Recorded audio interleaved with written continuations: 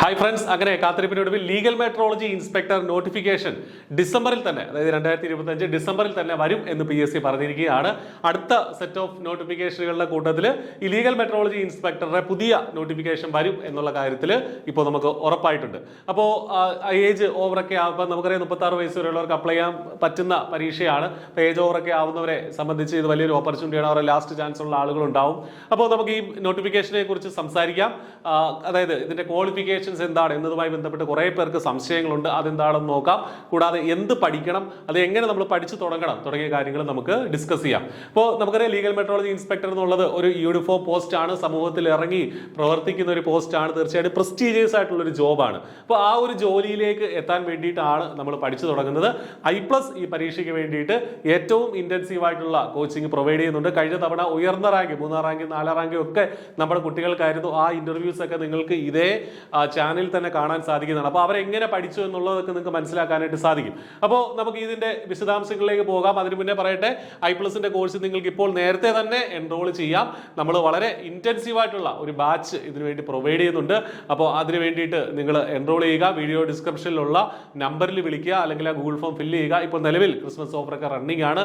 അതുമായി ചേർത്ത് വെച്ച് നിങ്ങൾക്ക് അഡ്മിഷൻ എടുക്കുകയും ചെയ്യാം. ഓക്കെ, അപ്പോൾ എന്താണ് ക്വാളിഫിക്കേഷൻ? അതാണ് ആദ്യമായിട്ട് നമ്മൾ അറിയേണ്ടത്. എന്താണ് ക്വാളിഫിക്കേഷൻ എന്ന് ചോദിച്ചു കഴിഞ്ഞാൽ, ഒന്നാമത്തെ ക്വാളിഫിക്കേഷൻ ആയിട്ട് PSC പറയുന്നത് ഗ്രാജുവേഷൻ ഇൻ സയൻസ്, അതായത് സയൻസ് BSc, അതായത് ഒരു BSc ഗ്രാജുവേറ്റ് ആയിരിക്കണം. പിന്നെ പ്രത്യേകത എന്താണ്?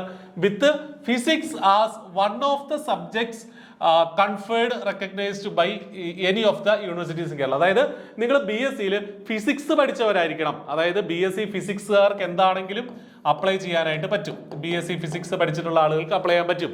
BSc കെമിസ്ട്രിക്കാർക്കും അപ്ലൈ ചെയ്യാം. എങ്ങനെ? അവർ സബായിട്ട് ഫിസിക്സ് പഠിച്ചിട്ടുണ്ടെങ്കിൽ അവർക്കും അപ്ലൈ ചെയ്യാം. മറ്റേതെങ്കിലും ഇപ്പോൾ BSc ഇലക്ട്രോണിക്സ് ഒക്കെ പഠിച്ച ആളുകളാണെങ്കിലും അവർ സബായിട്ട് ഫിസിക്സ് പഠിച്ചിട്ടുണ്ടെങ്കിൽ അവർക്ക് അപ്ലൈ ചെയ്യാം. അപ്പോൾ കെമിസ്ട്രിക്കാർക്കും ഇലക്ട്രോണിക്സുകാർക്കും ഒക്കെ അപ്ലൈ ചെയ്യാം, പ്രൊവൈഡഡ് എന്ത് പഠിച്ചിരിക്കണം? ഫിസിക്സ് ആ ഗ്രാജുവേഷനിൽ പഠിച്ചിട്ടുണ്ടാവണം എന്നതേ ഉള്ളൂ. അപ്പോൾ അതാണ് ഒന്നാമത്തെ ക്വാളിഫിക്കേഷൻ. അല്ലെങ്കിൽ ഇതില്ലാത്തവർക്ക് ബിടെക് ഏത് സ്ട്രീം ആണെങ്കിലും, മെക്കാനിക്കൽ ആണെങ്കിലും, ഇലക്ട്രിക്കൽ ആണെങ്കിലും, കമ്പ്യൂട്ടർ സയൻസ് ആണെങ്കിലും, ഇലക്ട്രോണിക്സ് ആണെങ്കിലും ഒക്കെ നിങ്ങൾക്ക് അപ്ലൈ ചെയ്യാനായിട്ട് സാധിക്കും. എല്ലാ ബിടെക്കുകാർക്കും ഈ പരീക്ഷയ്ക്ക് അപ്ലൈ ചെയ്യാൻ സാധിക്കും.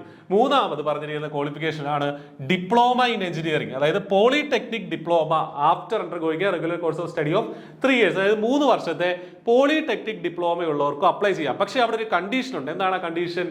വിത്ത് 3 years professional experience in central or state government service or in public sector undertaking or registered private sector undertaking after acquiring the basic qualification prescribed for the post in the field of engineering in which the candidate has earned the diploma. എന്ന് വെച്ചാൽ ഒന്നുമില്ല, diploma കഴിഞ്ഞ് 3 വർഷം experience ഉണ്ടായിരിക്കണം. Diploma plus 3 years experience, diploma plus 3 years experience. ഈ 3 years experience പറഞ്ഞാൽ എവിടെ ആയിരിക്കണം?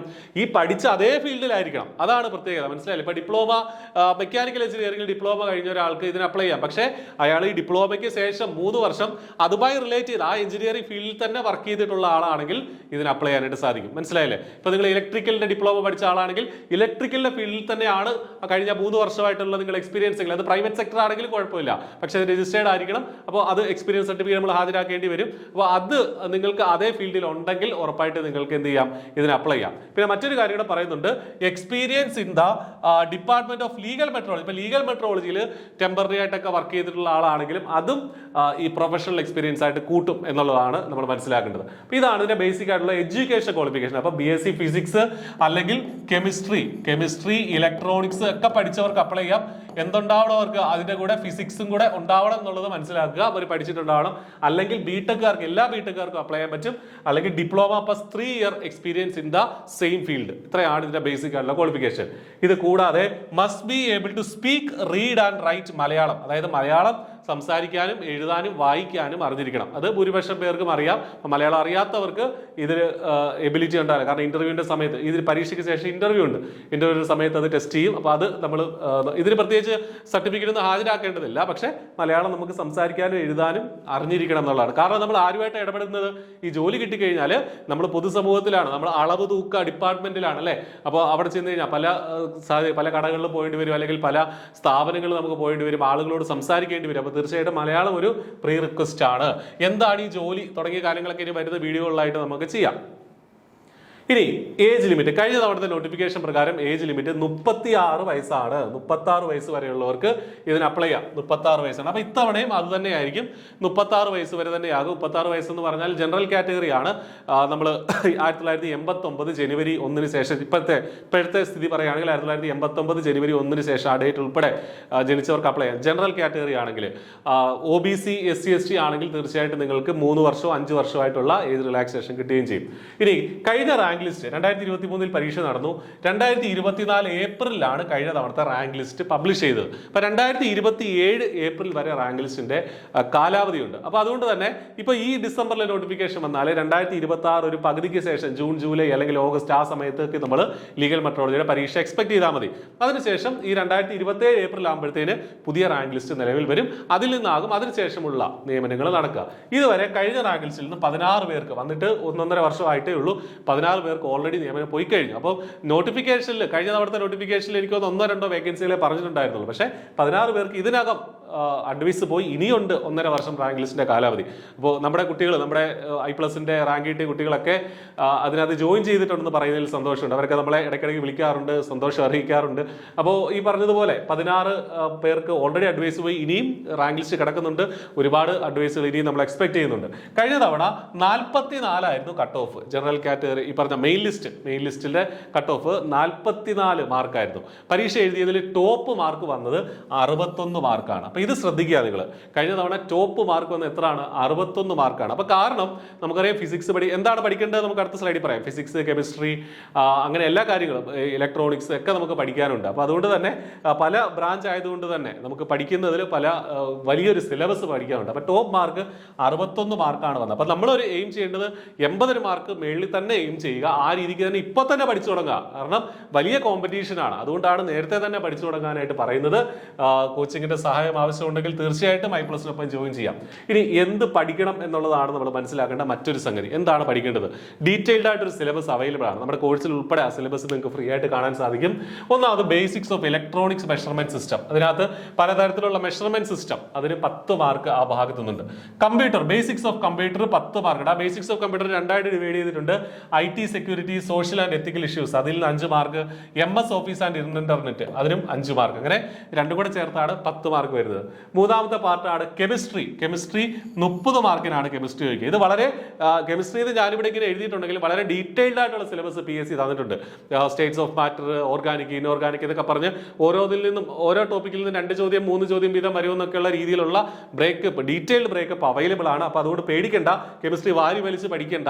സിലബസിൽ എന്താണോ പറഞ്ഞിട്ടുള്ളത് അതിനോട് സ്റ്റിക്ക് ഓൺ ചെയ്ത് നമുക്ക് പഠിക്കാൻ സാധിക്കും. ഫിസിക്സ് അതുപോലെ തന്നെ 30 മാർക്കിനാണ് ഫിസിക്സ് ഉള്ളത്. അപ്പൊ ഫിസിക്സിൽ നിന്നും കൃത്യമായിട്ട് ഡിവിഷൻ ഉണ്ട്, അത് മാത്രം പഠിക്കുക. ആവശ്യമില്ലാത്ത ഒന്നും നമുക്ക് പുറത്തുനിന്ന് പഠിക്കേണ്ടതായിട്ടില്ല.